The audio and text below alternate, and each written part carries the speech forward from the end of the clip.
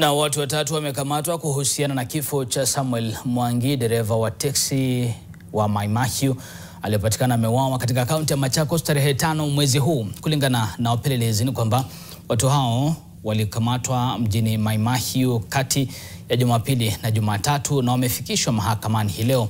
Ruth Chesenge anaeleza kwa kina.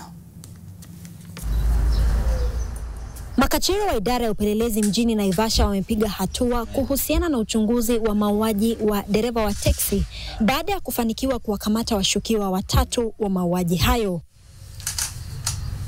Akizungumza kwa njia ya simu na NTV, afisa wa upelelezi Naivasha Isaac Kiama amedhibitisha kukamatwa kwa watatu hao eneo la Mai Mahiu.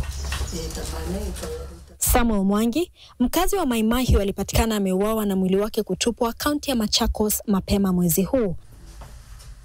Inadaiwa kwamba Samuel alipigiwa simu Jumapili tarehe 4 mwezi huu na mteja aliyetaka kumsafirisha mgonjwa hospitalini. Wakati alipochukua kifunguo na kuniita nimfungulie kwa geti ili atoe gari, ndio nilisikia kuna mtu amempigia na akamwambia aharakishe. Sasa mimi ni usiku tukapika na watoto tukalala. Usiku sasa kitu saa 5 za usiku kuanza kujaribu simu yake, ndio nilisikia imezimwa. Kulingana na wadadisi, watatu hao walikamatwa kutokana na rekodi za simu kabla ya simu ya Samuel kuzimwa saa chache baada ya kuondoka nyumbani kwake. Mwili wa Samuel ulipatikana siku iliyofuata Machakos.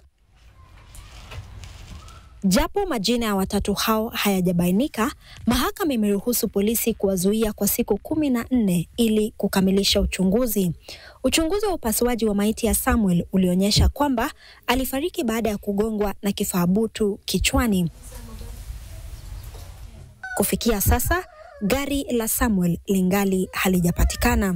Mazishi ya mwenda zake yanatarajiwa kufanyika kesho katika eneo la Eldama Ravine, kaunti ya Baringo.